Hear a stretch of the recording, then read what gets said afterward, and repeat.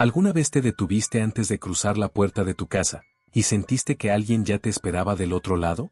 No afuera. Adentro. La historia que voy a contarte fue enviada por una joven de un pequeño pueblo al norte de México. Ella asegura que la figura que la perseguía nunca tocó su puerta. Nunca gritó. Nunca se mostró por completo. Solo estaba ahí, de pie, en el umbral. Mirando. Esperando. No era un ladrón. No era un fantasma. No era su imaginación. Era algo mucho peor. Una entidad que solo aparece cuando rompes una promesa hecha frente a un fuego viejo. Una figura sin rostro, sin voz, pero con una presencia tan intensa, que hace que el aire tiemble y tus pensamientos sangren. Una vez que lo ves, ya no puedes dejar de verlo. Todo comenzó con un juego entre primos. Una apuesta inocente frente a una fogata durante una reunión familiar. Un reto de valor, entrar solos a la casa abandonada del fondo, tocar la puerta, y decir en voz alta, si no regreso, cuida de mí. Nadie pensó que funcionaría. Pero ella lo dijo. Y lo olvidó. Días después, empezó a verlo. Primero de reojo. Luego, en el reflejo de las ventanas. Siempre en el umbral. Nunca cruzando. Intentó ignorarlo. Pero cuanto más lo negaba, más cerca aparecía. Hasta que una noche, él estaba del lado interior. Y no estaba solo. Su historia es una advertencia. No todas las puertas necesitan cerrarse. Y no todos los umbrales son físicos. Algunos, cuando los cruzas, te dejan del lado equivocado de la realidad. Si alguna vez sentiste que alguien te observa desde una puerta entreabierta, quédate. Esta historia podría explicar por qué. Suscríbete para más relatos reales como este. Tu próxima pesadilla podría comenzar aquí. Todo empezó en un campamento familiar. Era verano, y como cada año, nos reuníamos en la vieja casa del campo, donde los tíos, primos y abuelos compartíamos risas, comida y cuentos hasta bien entrada la madrugada. Aquella noche, sin embargo, fue distinta. Algo en el aire era más pesado, como si el bosque observara. Mi prima Lucía tenía apenas 14 años. Curiosa, valiente y un poco terca. Fue idea de ella el juego junto al fuego. Un reto entre primos mayores, bajar hasta la casa abandonada al fondo del terreno, tocar la puerta y decir una frase inventada para asustar a los más chicos.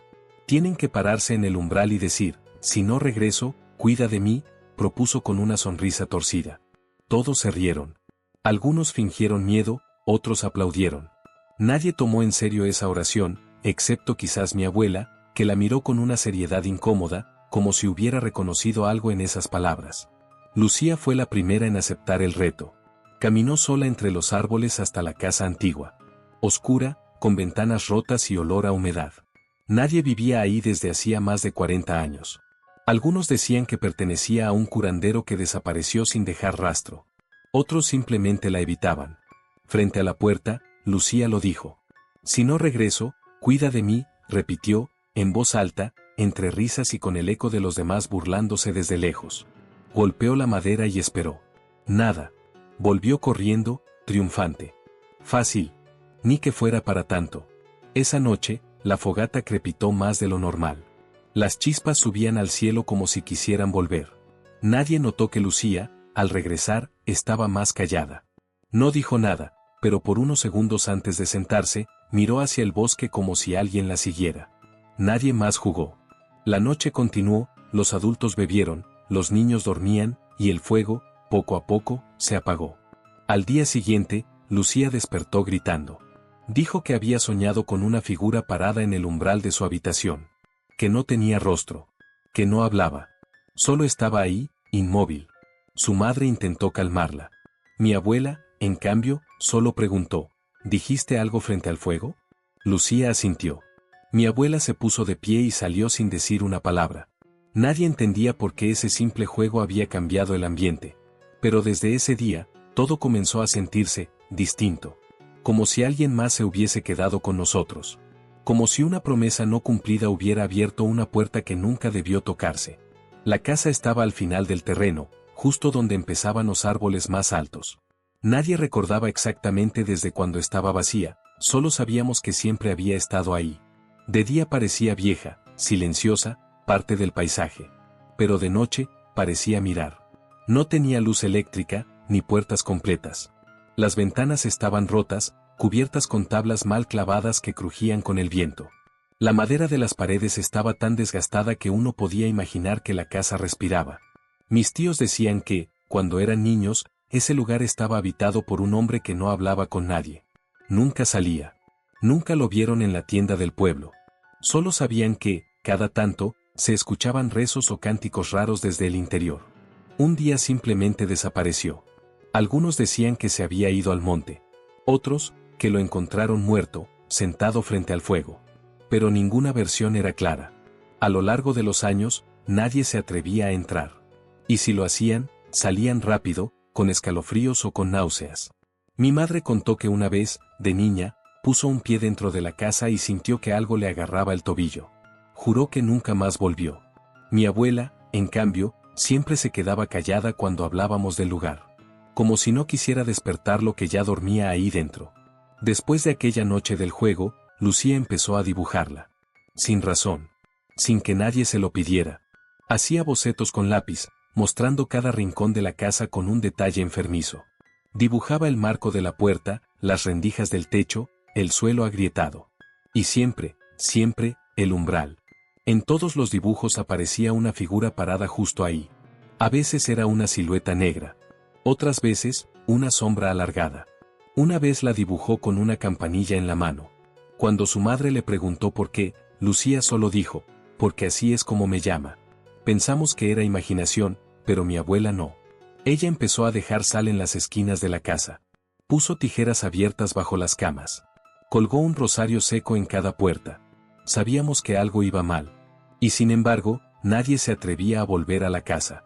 Hasta que, una tarde, Lucía desapareció por más de una hora.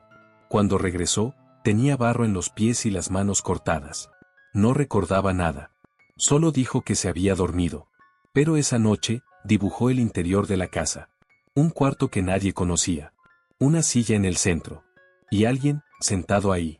Con la misma forma que la sombra en el umbral. Nadie supo nunca de dónde salió la frase "si no regreso, cuida de mí". No era parte de ninguna historia familiar, ni de las leyendas locales. Pero desde que Lucía la pronunció frente al fuego, algo cambió. Como si esa simple oración hubiera despertado una puerta que solo entiende el lenguaje del compromiso. Lo más inquietante era que no parecía una invocación. Sonaba más a súplica. A entrega. Y cuanto más lo pensábamos, más nos dábamos cuenta de que había una estructura oculta en ese juego que habíamos tomado como una broma. Primero, estaba el fuego, antiguo símbolo de vínculo, de testigo entre lo humano y lo invisible.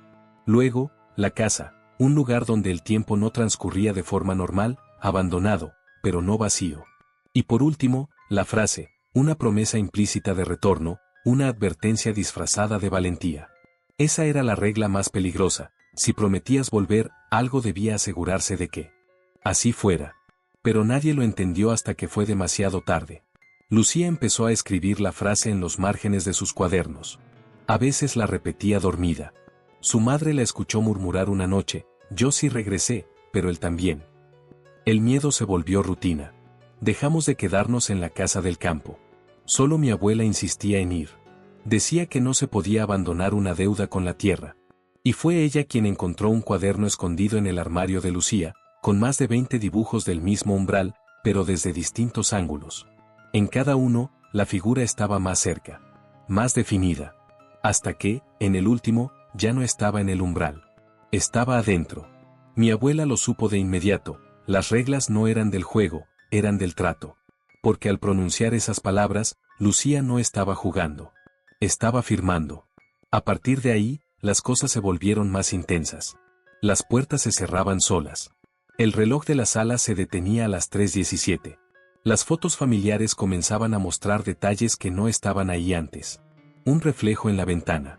Una silueta detrás de alguien. Un par de ojos donde solo debía haber sombra. Y lo más terrible, Lucía empezó a preguntarnos, con tono suave y ojos vacíos, ¿ya dijeron la frase? Porque si no la dicen, él no los cuida. Pero si la dicen, los recuerda. Y entonces, nadie escapa. Pasaron días sin que nada extraño sucediera. O al menos, sin que nadie se atreviera a nombrarlo. Pero el silencio de Lucía era una grieta. Una grieta que pronto empezó a abrirse. Fue un jueves al atardecer. El cielo tenía ese color rojizo que presagia tormenta, y el aire estaba quieto, sin viento. Lucía estaba sola en el comedor cuando gritó. Un grito seco, breve, como si le hubieran arrancado el aire. Corrieron todos. La encontraron frente a la puerta de entrada, temblando. Señalaba el marco. Nadie más vio nada. Pero ella insistía, estaba ahí. Justo ahí. Me miraba. Su madre pensó que era una broma. Mi abuela no. Se arrodilló, tocó el umbral con la palma de la mano, cerró los ojos, y murmuró algo en náhuatl. Después, solo dijo, ya lo vio. Esa noche, Lucía no quiso dormir sola. Nos pidió que cerráramos con llave todas las puertas, incluso las interiores. Pero al amanecer, la encontramos dormida en el suelo, frente a la puerta del pasillo, con la mano estirada hacia la rendija. Su madre lloró. Mi abuela quemó salvia. Y nosotros dejamos de hacer preguntas. A partir de ese día, los avistamientos comenzaron. Primero eran reflejos, un rostro borroso en el vidrio, una sombra que se estiraba más de lo normal, una figura de pie en la distancia, siempre en algún umbral. Luego, fue el olor. Un aroma a madera húmeda y ceniza, como si alguien hubiera caminado con fuego en los pies. Aparecía sin aviso, en habitaciones cerradas, en el baño, en la cocina. Lucía decía que era él. Que le avisaba así que venía. Que no quería asustarla, solo recordarle que tenía una deuda. La más aterradora de todas las noches fue cuando mi tío lo vio. No dijo nada durante días, hasta que el alcohol lo obligó a hablar. Dijo que se levantó al baño, y al abrir la puerta de su habitación, lo encontró ahí. Una silueta alta, sin rostro, con la cabeza ligeramente ladeada, como si lo estudiara. No hizo nada. No se movió. Pero el tío cerró la puerta con fuerza y vomitó en la esquina. No volvió a dormir tranquilo.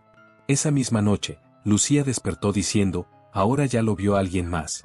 Ya no soy solo yo. Fue entonces cuando entendimos que no se trataba de una alucinación individual. Que esa cosa no estaba atada a Lucía, sino a la promesa. A la frase. Al juego.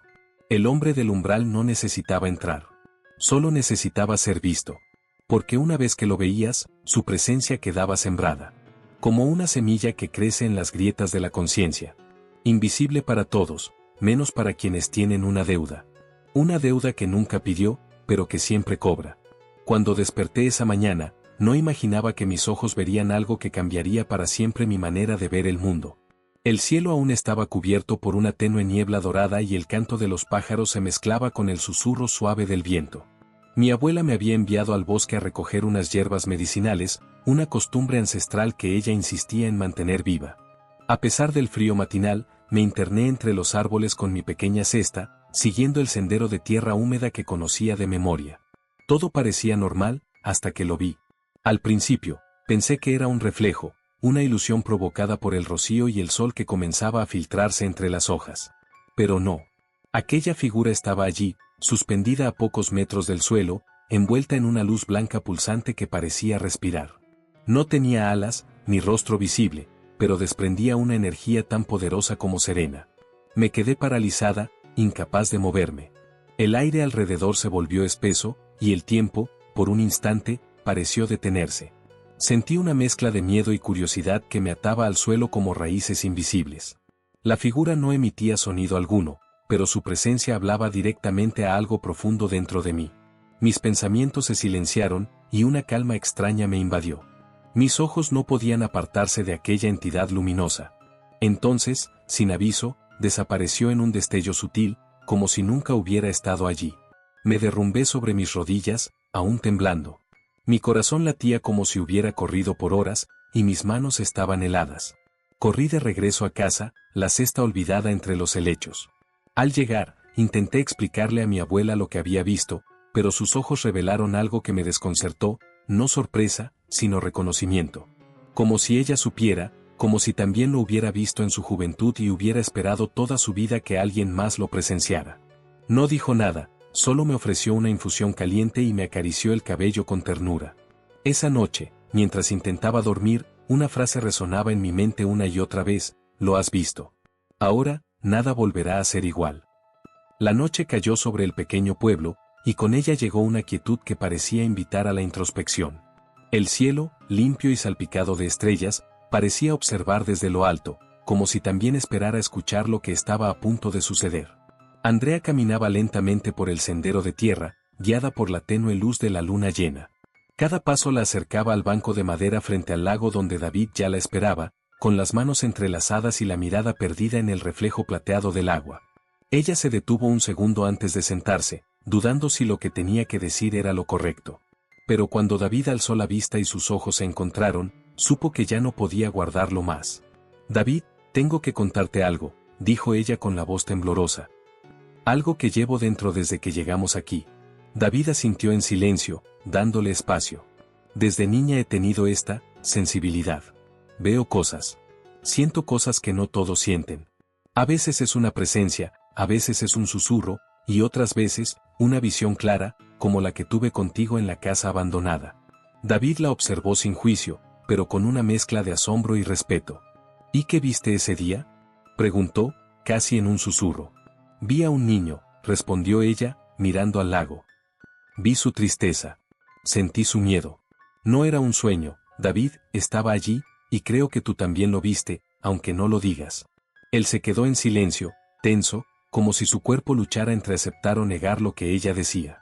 «Desde que llegamos, he tenido sueños», admitió él al fin. Pero no sabía si eran reales o solo el estrés del viaje, de todo lo que dejamos atrás.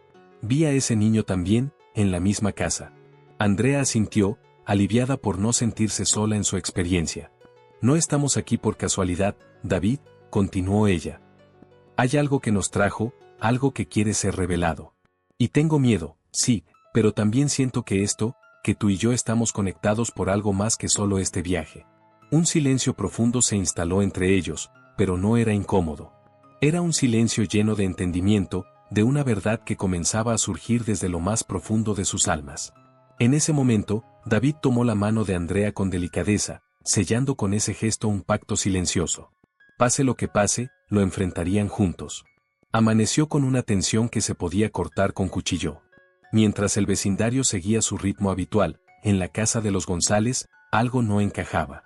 Mateo, aún con el eco del encuentro en el bosque resonando en su mente, notó la ausencia de su fiel compañero, Rocky, su perro. Al principio pensó que estaría en el jardín, escondido entre los arbustos como solía hacer. Pero tras una búsqueda rápida por cada rincón de la casa, el tono de su voz al llamarlo pasó de tranquilo a urgente. «Rocky, ven aquí, chico», gritaba, pero solo el silencio le respondía. El padre de Mateo, preocupado por la agitación de su hijo, salió al jardín. «¿Dónde lo viste por última vez?», preguntó.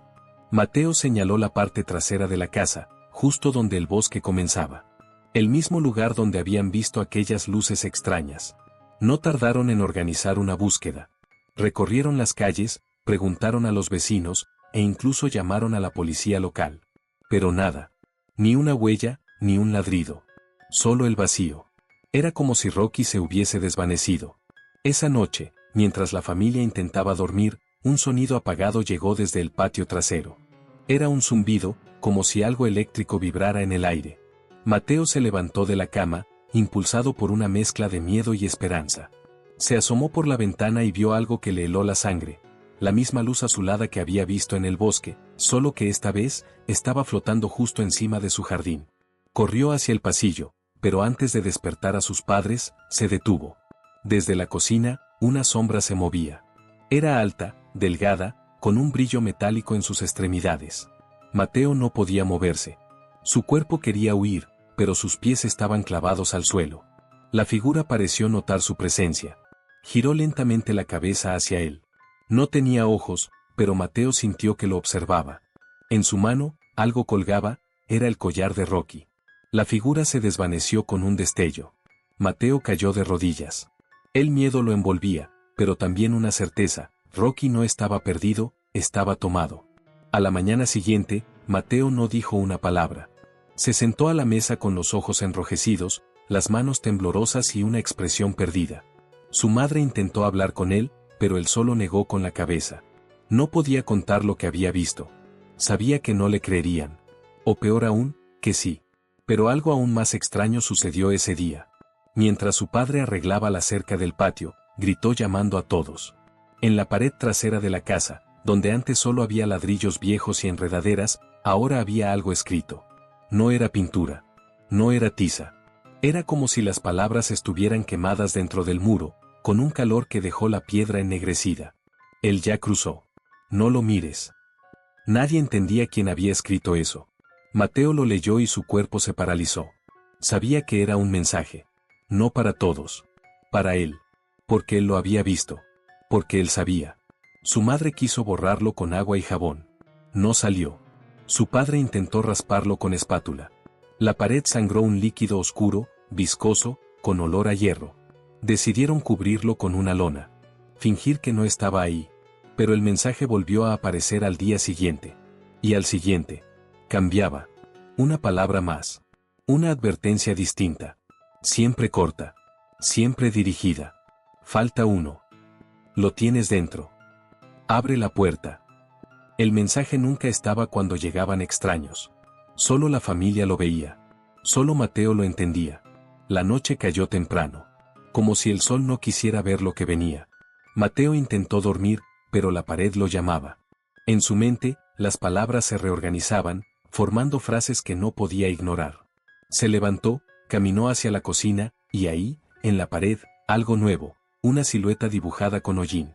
Era él. No había duda. Su ropa. Su altura. Y detrás de su figura, otra más grande, más oscura, con una mano extendida, casi tocando su hombro. Mateo sintió un frío en la espalda. Giró de golpe. Nada. Pero al regresar la vista a la pared, la mano de la silueta ahora lo tocaba. El dibujo se movía. Lentamente. Respiraba. Mateo gritó. Sus padres bajaron corriendo. La silueta desapareció. Pero desde esa noche, la pared ya no volvió a estar vacía. Y Mateo dejó de dormir en esa casa. Porque entendió que la figura no lo perseguía desde el bosque. Vivía en las paredes. Esperaba en los márgenes. Y lo conocía por nombre. Aunque intentábamos mantener nuestras emociones bajo control, cada encuentro con Elena se volvía más difícil de ignorar. Ya no era solo una visión fugaz o un susurro lejano, ahora su presencia se sentía más nítida, más personal. Empezábamos a distinguir patrones, ciertas horas del día en las que las luces parpadeaban con más intensidad, lugares específicos de la casa donde el frío era más penetrante, y momentos de silencio absoluto en los que su energía se imponía con un peso abrumador. Una noche, mientras revisábamos antiguas cartas y fotografías en el desván, encontramos un diario cubierto de polvo, con el nombre Elena escrito en una caligrafía elegante y antigua. Al abrirlo, las páginas parecían respirar con vida propia.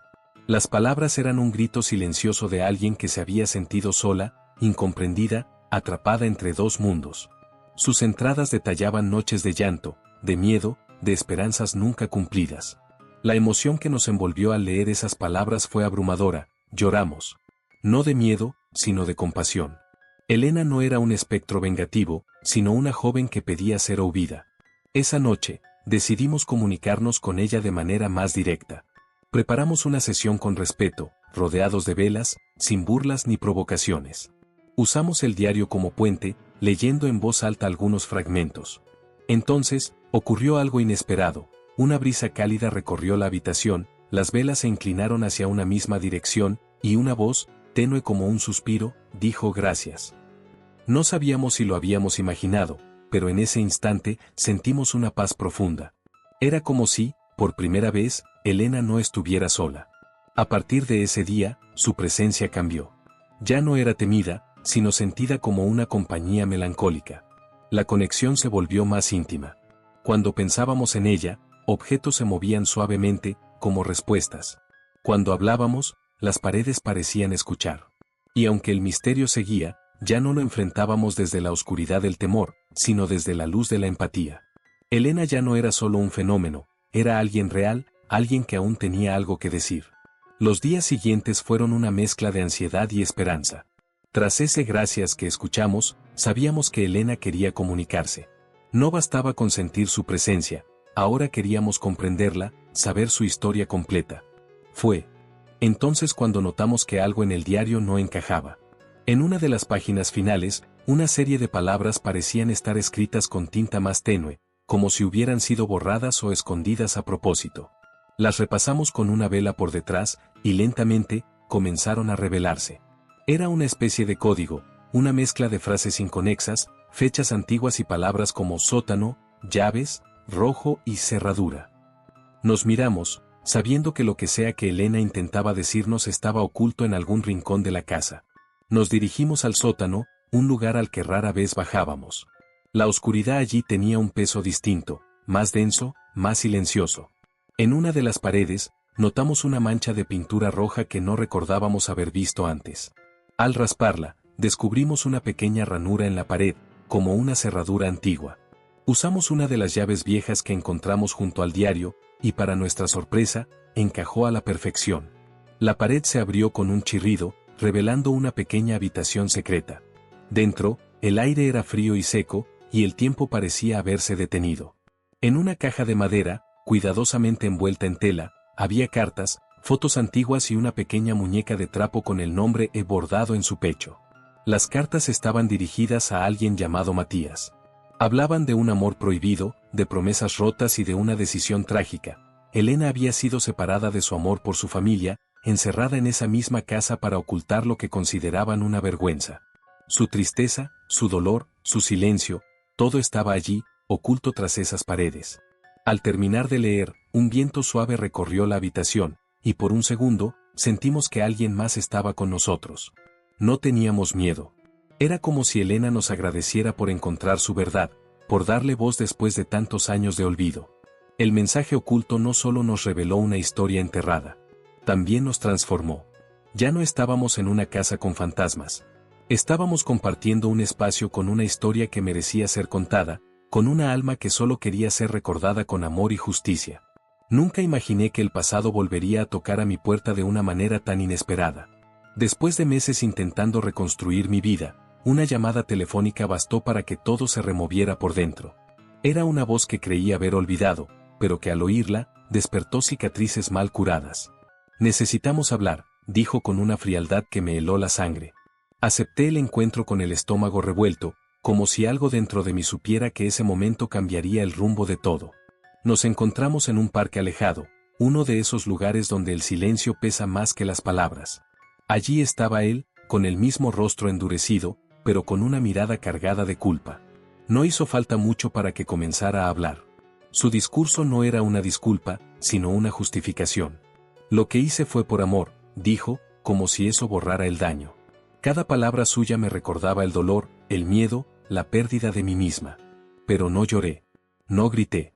Lo miré a los ojos, con la dignidad que reconstruí pedazo a pedazo. Le conté quién era ahora. Le hablé de mis logros, de las noches que sobreviví sola, de las veces que estuve a punto de rendirme pero no lo hice. No para impresionarlo, sino para mostrarle que, a pesar de todo, seguía en pie. Él bajó la mirada. Tal vez por vergüenza. Tal vez porque entendió que ya no tenía poder sobre mí. Solo quería saber si me odias, susurró antes de irse. Y aunque la respuesta me quemaba por dentro, le dije, no te odio. Te superé. Esa fue la verdad. Porque odiar es seguir cargando con el otro, y yo ya no lo cargaba más. El reencuentro no trajo paz inmediata, pero sí un cierre. No perdoné para liberarlo a él, sino para liberarme a mí misma. A veces, cerrar una herida no significa olvidarla, sino aceptarla como parte de la historia sin permitir que defina el presente. Me fui de aquel parque con paso firme, sabiendo que había enfrentado uno de mis fantasmas más oscuros. Y aunque el corazón latía con fuerza, por dentro sentí una extraña calma. El pasado había regresado, pero esta vez, yo estaba lista. La casa de los abuelos, otrora símbolo de refugio y amor, se transformó en el escenario donde la verdad decidió quitarse la máscara. Fue una tarde silenciosa, de esas en las que el sol apenas se asoma y el viento parece estar conteniendo el aliento. Yo estaba en el cuarto de mi madre, revisando viejas fotografías, cuando encontré una caja de cartas escondida en un falso fondo del armario. Eran cartas dirigidas a mi madre, pero no eran de mi padre. Eran de un hombre llamado Andrés. Un nombre que jamás había escuchado antes. Con las manos temblorosas, comencé a leer. Las palabras eran dulces, apasionadas, llenas de un amor que no cuadraba con la vida que mi madre había compartido con nosotros. Cartas fechadas mucho antes de mi nacimiento. Algunas incluso hablaban de la posibilidad de escapar juntos. De pronto, las piezas del rompecabezas empezaron a encajar de manera dolorosa y reveladora. Esa noche, enfrenté a mi abuela. Le mostré las cartas y su expresión cambió al instante. No lo negó. Me miró con una mezcla de tristeza y resignación, y comenzó a contarme una historia que jamás imaginé escuchar. Mi madre, según ella, había estado profundamente enamorada de Andrés, un joven músico de espíritu libre y alma rebelde. Pero mis abuelos, especialmente mi abuelo, no aprobaban esa relación. Decían que él no era lo suficientemente bueno para ella. Así que tomaron una decisión drástica: separarlos y prometerle un futuro seguro con otro hombre, mi supuesto padre. Mi madre, presionada, confundida y destruida, terminó aceptando aquel matrimonio arreglado. La figura del padre ejemplar que yo había conocido, en realidad había sido parte de una mentira construida para salvar las apariencias. ¿Y Andrés? Andrés había desaparecido de su vida, pero no de su corazón. Lloré. No de rabia, sino de tristeza. Comprendí muchas cosas. Comprendí la melancolía permanente en los ojos de mi madre. Comprendí su silencio, su resignación, su tristeza inexplicable. Aquella noche no dormí. Me senté junto a la ventana, viendo cómo la luna bañaba de plata el jardín, intentando digerir que todo lo que creía conocer sobre mi origen era una historia incompleta. El tiempo pasó, pero lo que vivimos ese verano jamás se borró. La desaparición de Alba, el descubrimiento de aquella criatura y la forma en que todo el pueblo eligió guardar silencio dejaron una marca en cada uno de nosotros. Nadie volvió a hablar abiertamente del tema, pero las miradas entre los vecinos, los silencios incómodos y las evasivas lo decían todo. No hacía falta palabras para saber que compartíamos el mismo recuerdo. Después de aquella noche, mi padre cambió. Se volvió más reservado, más vigilante, como si esperara que algo regresara en cualquier momento. En el cobertizo del fondo, construyó una especie de altar con recortes de periódico, mapas del bosque y símbolos extraños que él mismo dibujaba. Nunca me dejó acercarme demasiado, pero a veces lo escuchaba susurrar oraciones en un idioma que yo no entendía. Mi madre decía que eran rezos antiguos, algo que